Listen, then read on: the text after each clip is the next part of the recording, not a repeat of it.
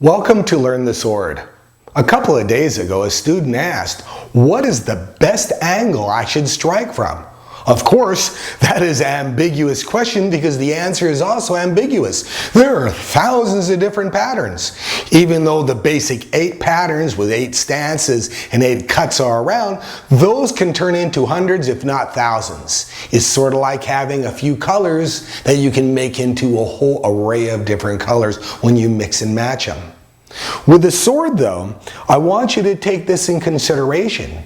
Depending on what style you do, depends on what kind of swing you are. If you're dealing more with a classical style, chances are the sword's going to be way back behind here and you're going to make full swings.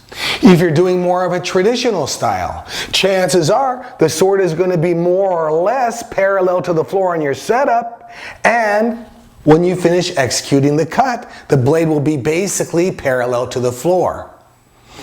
Another one is more of the combative aspect, where the sword is a little bit up like this into a jodan position where you come down and you hit the target. It's a little faster than this. This one has a little bit more power to cut, and this one is nice and full. And the nice thing about a classical cut is they feel real good. They really, really do. The combative cuts, they feel pretty good, but the traditional ones take a little bit more time just because things are like that. So what I'd like you to do is start on your focal point, and let's stay with rectangles today. Of course, any other angle works well, but for today, let's work with this mold. And that is setting up the sword above your head where the blade is basically parallel to the floor, and then executing a cut where the blade is down in front, parallel to the floor. There are a few things you should take in consideration. One is making sure your back is straight. 2, making sure your hands are on top of the blade and wringing it correctly. And 3, not over manipulating the blade or muscling the blade. It's all about the setup and casting, but you don't have to throw it out 100%. Stay at about 40%. Let's be realistic. If you try to throw out the sword really, really hard and fast every time, as your teacher, I can correct it.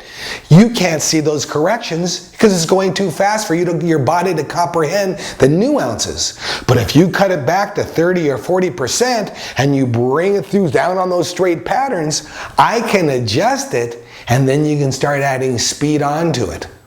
That's just the way it's been done for centuries. Why change it today?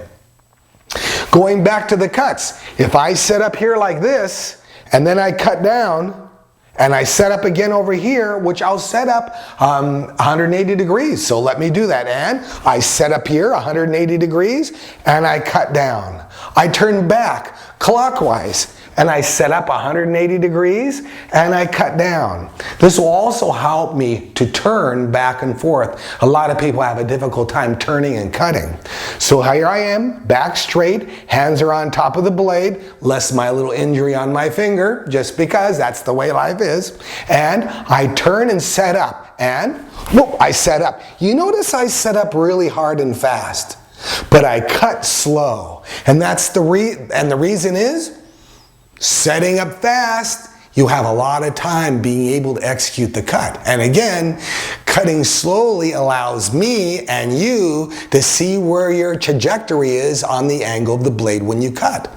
So we're here like this. I'm going to turn around, set up, cut down, set up, cut down, set up, cut down, set up, cut down, set up, cut down. I'd like you to follow through with this and practice this over and over again. The basics are so simple on this that they're important. The foundation to swordsmanship isn't that big. It just takes repetition, lots of practice, time, and determination to become proficient with the sword. It's one of the easiest instruments to use, but it's so simple, your mind makes it difficult.